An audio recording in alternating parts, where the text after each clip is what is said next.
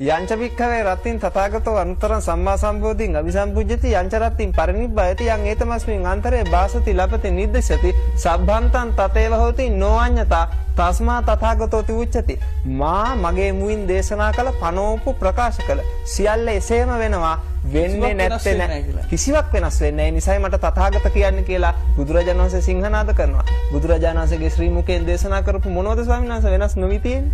ඒ විදියට සියල්ල සිද්ධ වෙලා තියෙනවා. එහෙම ප්‍රශ්න අහන අය ඉන්නවා. ඒ නිසයි මම ඒක මතක් කළේ. සතර මහා පදේශවල කියන්නේ ඒකනේ. එහෙනම් අනිත් එක ස්වාමීන් වහන්සේ වංශ කතාවල තියෙනව බොරු නෙමෙයි පුරා විද්‍යාවෙන් ඔප්පු වෙලා තියෙනවා.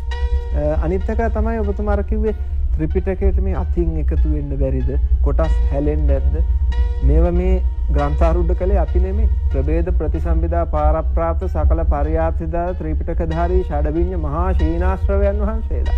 මේ හිතාගෙන ඉන්නේ හතර පද ගාතාවක් මතක තියාගන්න බැරි මේ විහිළු චරිත නෙමෙයි. දිව්‍ය ඥානයේ තියෙන කෙලෙසුන් නැසූ උත්තමයෝ. උදේ ඉඳන් රාගෙන් රත් වෙන, ද්වේෂයෙන් රත් වෙන, කට ඇරියොත් බොරු කියන මේ මිනිස්සු මේ හිතන්න නරකයි මේ රහතන් වහන්සේලාගේ ඥානෙත් එක්ක. අනික කිසි කෙනෙක් කතා කරනවද තරහ වෙන්න එපා මෙහෙම ඇහුවට. කිසිම කතෝලිකෙක් බයිබලේ සැක කරනවද? කිසිම ඉස්ලාම් බැතිමතෙක් සුද්ධ වල් කුරානේ සැක කරනවද? මේ ජරා වැඩේ කරන්නේ මේ බෞද්ධයෝනේ.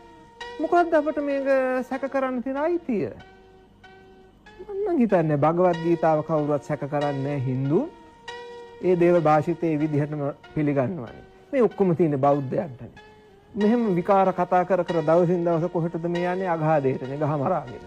ඒ නිදහස දීලා තියෙන බුදුදහමෙන්නේ ප්‍රශ්න කරන්න විමසන්න කියලා විමසලා හසන්ත මාත්‍යා එහෙම වල්බూరు නිදහසක් දීලා නෑ ධර්මය තුල.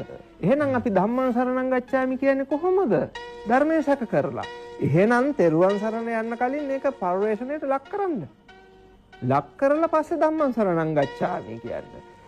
මහත්තයා නිකාය 4 නෙමෙයි පොත් 57ක් තියෙනවානේ 57ම බුද්ධ භාෂිතේ. එච්චරයි.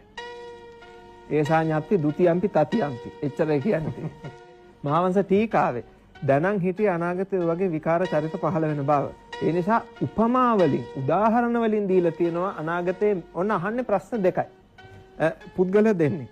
බුදු සසුනට විරුද්ධ පුද්ගලයෙක් හෝ ශ්‍රද්ධාව නැති කෙනෙක් අහන්න පුළුවන් ඔන්න ඔය ප්‍රශ්න කියලා තියෙනවා.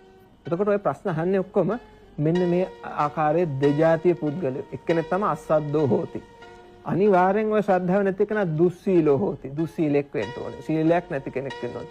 කිසිම උගත්කමක් නැහැ. ධර්ම විනය ඉගෙනගෙන නැහැ. පොඩි කාලේ අඩු ගණනේ මත උදේ හවහ බුදුන් වඳිනවා නම් ඔය ප්‍රශ්න අහන්නේ.